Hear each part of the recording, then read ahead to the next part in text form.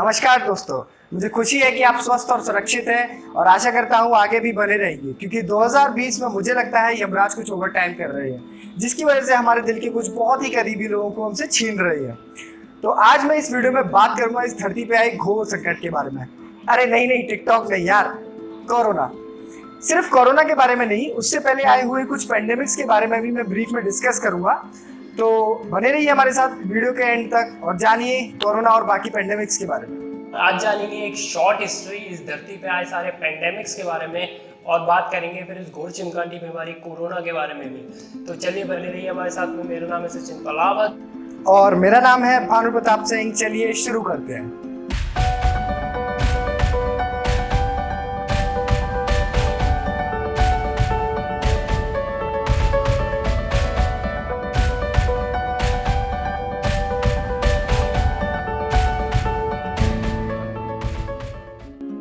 तो पहले समझ लेते हैं कि पेंडेमिक और एपिडेमिक होती क्या चीज़ है। अगर कोई बीमारी किसी देश की किसी सीमित दायरे तक ही रहे तो उसे एपिडेमिक बोलते हैं, और अगर वो इंटरनेशनल बॉर्डर्स को पार करके पूरी धरती पे फैल जाए तो उसे पेंडेमिक कहते हैं।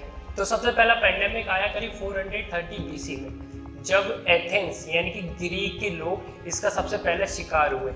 तब बैक्टीरिया और वायरस के बारे में ज़्यादा कोई डिटेल नहीं थी, तो लोगों का मानना ये था कि ये भगवान का दिया हुआ पनिशमेंट है। वैसे बात तो सही थी, वी डिजर्व दिस। फिर उसके बाद कई और सारी डिसीजेज आई, जैसे जस्टिनियन प्लेग, लेप्रोसी और वगैरह वगैरह। लेकिन इन सबको पढ़ते हुए हमने ये जाना कि जितने भी प्लेग आए हैं पहले, उन्होंने यूरोप में सबसे ज़्यादा कहर बरसाया है, और इसी पैटर्न को फॉलो करते हुए कोरोना भी आगे बढ़ रहा है। फिर उसके बाद 14th सेंचुरी में मौत का फरमान लेकर आया एक प्लेग, जिसका नाम था ब्लैक डेथ। ये इसका नाम ब्लैक डेथ इसलिए पड़ा क्योंकि ये ब्लैक रैट्स पर रहने वाले पैरासाइट्स की वजह से फैलती थी। इस बैक्टीरियल इन्फेक्शन का कारण था बुबोनिक प्लेग। जो हमारे पास डेटा अवेलेबल है उसके हिसाब से इस वायरस ने या प्लेग ने उस टाइम यानी 14th सेंचुरी में अर्थ की लगभग 1/3 पॉपुलेशन को खत्म कर दिया था। इस वायरस ने सबसे ज्यादा कहर बरपाया था एज एक्सपेक्टेड यूरोप में, जहां लगभग 50% पॉपुलेशन मौत को प्यारी हो चुकी थी। ये अभी तक के ह्यूमन हिस्ट्री का सबसे डेडली प्लेग था। इस बीमारी की जो शुरुआत हुई थी वो भी ईस्ट एशिया की कंट्री से हुई थी, यानी कि चाइना से। ब्लैक डेथ के बाद में और भी कई बीमारी आई, जैसे ग्रेट प्लेग ऑफ लंदन, जो एक बहुत ही खतरनाक बीमारी साबित हुई। ये करीब 1665 में फैलना शुरू हुई। इसके बाद पहुंचते हैं कोलेरा के पास में, जिसे इंडिया में हम हैजा के नाम से जानते हैं। वो करीब 1817 में इंडिया से ही फैलना शुरू हुई। फिर बात पहुंचती है 1920 में, जहां मौत का दूसरा फरमान लेके आया स्पेनिश फ्लू। वो एक वायरल डिसीज थी जो कि एक H1N1 इन्फ्लुएंजा नाम के वायरस से होती है। इस बीमारी का सबसे पहला केस एक यूएस के एक मिलिट्री बेस में मिला। फिर भी इस बीमारी का नाम स्पेनिश फ्लू क्यों पड़ा? तो बातें करीब वर्ल्ड वॉर फर्स्ट की, जब इस बीमारी की शुरुआत ही हुई थी। तब अमेरिका ने इस बीमारी को खूब दबाने की कोशिश करी, क्योंकि ताकि लोग पैनिक ना करें और इससे वर्ल्ड वॉर पे कोई असर ना हो। बट उस टाइम पे अलग स्पेन में जब ये बीमारी फैली, तब वो न्यूज़पेपर में उन्होंने छापना शुरू कर दिया इसके बारे में। तो देखने में करीब ऐसा लग रहा था कि ये बीमारी स्पेन से शुरू हुई है, ना कि अमेरिका से। इस बीमारी से लगभग 50 करोड़ लोग इन्फेक्ट हुए, और उनमें से करीब 5 करोड़ लोगों की मौत हो गई थी। लेकिन कुछ समय बाद ये बीमारी का असर अपने आप कम हो गया, क्योंकि मोस्ट ऑफ द लोगों में एंटीबॉडीज डेवलप हो गए थे, और जिन लोगों में एंटीबॉडीज डेवलप नहीं हो पाए वो इस बीमारी के कारण मारे गए। फिर उसके बाद वायरसेस की गाड़ी आगे बढ़ती है और 1957 में आता है एशियन फ्लू, जिसका कारण था H2N2 इन्फ्लुएंजा ए वायरस।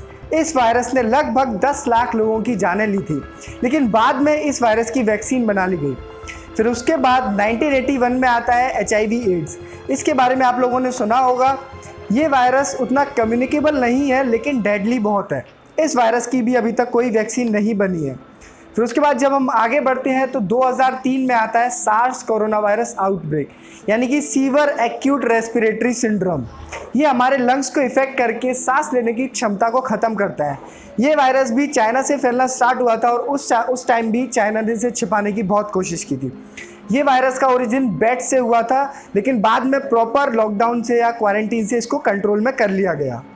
अब आते हैं प्रेजेंट क्राइसिस के ऊपर, जिसका नाम आप जिधर भी गर्दन घुमाएं उधर मिल जाएगा, कोविड-19 यानी कि corona virus disease 2019। Basically corona virus एक वायरस का नाम नहीं है, ये वायरस की पूरी फैमिली का नाम है। ये वायरस ज़्यादातर जानवरों में पाया जाता है, जैसे चमगादड़, बिल्ली, ऊंट। इन जानवरों में अलग अलग तरीके का कोरोना वायरस पाया जाता है। लेकिन अब जो कोरोना वायरस है जो इंसानों में फैल रहा है, उस वायरस का नाम है सार्स कोरोना वायरस 2, जिसका डीएनए चमगादड़ में पाए जाने वाले corona virus SARS corona virus से बहुत मिलता है, इसलिए इसका नाम सार्स कोरोना वायरस 2 रखा गया है। अब बात करेंगे इस वायरस से रिलेटेड कुछ फैक्ट्स के बारे में, और हम कोशिश करेंगे आपको कुछ नए फैक्ट्स बताएं। तो पहला, इस वायरस का रेट ऑफ इन्फेक्शन 3 है। ये उस 1920 में आए हुए स्पेनिश फ्लू से भी कहीं ज़्यादा है, जिसका रेट ऑफ इन्फेक्शन 2.2 था। रेट ऑफ इन्फेक्शन 3 होने का मतलब एक आदमी 3 लोगों को इफेक्ट करेगा और फिर वो 3 आदमी अलग अलग 3 लोगों को इफेक्ट करेंगे। दूसरा, इस बीमारी के सबसे ज़्यादा फैलने के चांसेस होते हैं थ्रू ड्रॉपलेट्स, यानी कि जो हम बात करते हैं या चीखते हैं, खांसते समय एक मुंह से निकलती है, वो किसी और पर्सन के अंदर जा सकती है, तो वो सबसे ज़्यादा इफेक्ट हो सकता है। तीसरा, जो शायद कम लोगों को पता होगा, ये वाली बीमारी सेक्सुअली ट्रांसमिट नहीं होती until unless there is no use of body above neck। और आखिरी, ये बीमारी उन लोगों के लिए थोड़ी बहुत खतरनाक ज़रूर है जो पहले से ही काफ़ी गंभीर रूप से बीमार है, यानी कि उन्हें सांस की बीमारी हो या बहुत ही ज़्यादा एज पे हो, डायबिटीज़ हो, तो ये उनके लिए खतरनाक है। बाकी सब लोगों के लिए आम सर्दी जुकाम बुखार की तरह रहेगा। लेकिन इस बीमारी से इतना नुकसान नहीं हुआ जितना नुकसान हमारे देश की इकोनॉमी को हुआ है। इसकी वजह से करोड़ों लोग बेरोजगार हो गए और लाखों मजदूरों को अपने घर पैदल ही जाना पड़ा, और ना जाने उनमें से कितने लोग अपनी जान गंवा बैठे। ये लोग तो वो हैं जो डायरेक्टली इस चीज़ से अफेक्ट हुए हैं, इनडायरेक्टली भी हज़ारों लोगों ने अपनी जॉब्स खोई हैं। कुछ कंपनियां तो गूगल की सर्च लिस्ट पे हाईएस्ट पे हैं, फिर भी वो कंपनियां कोलैप्स हो गई। तो कुल मिला के बात यही रही कि इस बीमारी की वजह से 1920 में आए फ्लू की वजह से भी जितना नुकसान हुआ था उससे ज़्यादा नुकसान हुआ है, क्योंकि अब सारे देश ग्लोबली कनेक्टेड हैं। अगर किसी देश पे संकट आता है तो उसका असर बाकी सारी कंट्रीज पे भी पड़ता है। तो आप मानो या मत मानो, ये बीमारी कंट्रोल में तो है नहीं। दुनिया के सबसे एडवांस देश भी इसके आगे कुछ नहीं कर पाए हैं, और अभी इसकी वैक्सीन के बारे में भी कुछ कह नहीं सकते, क्योंकि अगर वैक्सीन बनती भी है तो उसे कम से कम 2 साल लग जाएंगे आम जनता तक पहुंचने में, क्योंकि डिस्ट्रीब्यूशन होता है, ट्रायल्स होते हैं, इन सब में काफ़ी टाइम लग जाता है, और हो सकता है इसकी वैक्सीन बने ही ना। ये मैं नहीं कह रहा, ये WHO ने कहा है, क्योंकि ऐसी बहुत सी बीमारियां जिनकी अभी तक कोई वैक्सीन नहीं है, जैसे डेंगू, मलेरिया, कैंसर एटसेट्रा। तो अब बात आती है कि ये बीमारी ख़त्म कैसे हुई। तो इसका जवाब थोड़ा सा अजीब है कि अगर इस बीमारी की वैक्सीन लंबे समय तक नहीं बनी तो होगा क्या कि 80 से 90% लोग इस बीमारी की चपेट में आएंगे, और फिर लोगों के अंदर खुद ब खुद अपने आप एंटीबॉडीज़ डेवलप हो जाएंगी, जिसकी वजह से वो फिर बीमार नहीं पड़ेंगे। लेकिन जिन लोगों के अंदर एंटीबॉडीज़ डेवलप नहीं हो पाएंगे वो इस वजह से वीर गति को प्राप्त हो जाएंगे।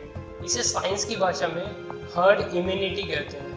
पहले भी कई बीमारियां इस तरीके से ठीक हो चुकी हैं, जैसे कि स्पेनिश फ्लू, ब्लैक डेथ, लेकिन इस प्रोसेस में शायद लाखों या फिर मैं कहूँ करोड़ों लोगों की जान जा सकती है। तो देखो, मेरे हिसाब से नीड ऑफ द आवर ये है कि लॉकडाउन खुलने के बाद इकोनॉमी वापस पटरी पर आए, और आप अपनी तरफ से जितना हो सके उतना केयरफुली मेजर्स लेकर चलें, जैसे मास्क लगाना, आईज, माउथ या नोज को बार बार टच ना करना। और देखो, अगर आपकी किस्मत में कोरोना होना लिखा है तो दुनिया का कोई भी मास्क उसे नहीं रोक सकता। तो आप इससे डरे नहीं, बस सावधान रहें और सतर्क रहें, और अपने कामों को बंद ना करें। अंत में बस हम यही कहना चाहेंगे कि वायरस से बच के रहें, इसी से नहीं इससे भी बच के रहें, और इससे भी। हम देशवासियों को इन मुसीबतों का एक साथ मिलकर सामना करना है। तो हमारी अपील सबसे यही है कि स्वदेशी अपनाएं और बॉयकॉट करें इस सामान को और इस सामान को। और हाँ, इस गर्मी में आपको इन कारणों से कोई परेशान व्यक्ति मिले तो प्लीज़ उसकी जाकर मदद कीजिएगा। आशा करता हूँ आपको इस वीडियो से ज़रूर कुछ जानने को मिला होगा। तो अगर आपको वीडियो पसंद आई हो तो प्लीज़ वीडियो को लाइक और शेयर कीजिए, और हमारे चैनल को सब्सक्राइब कीजिए। जय हिंद, जय भारत।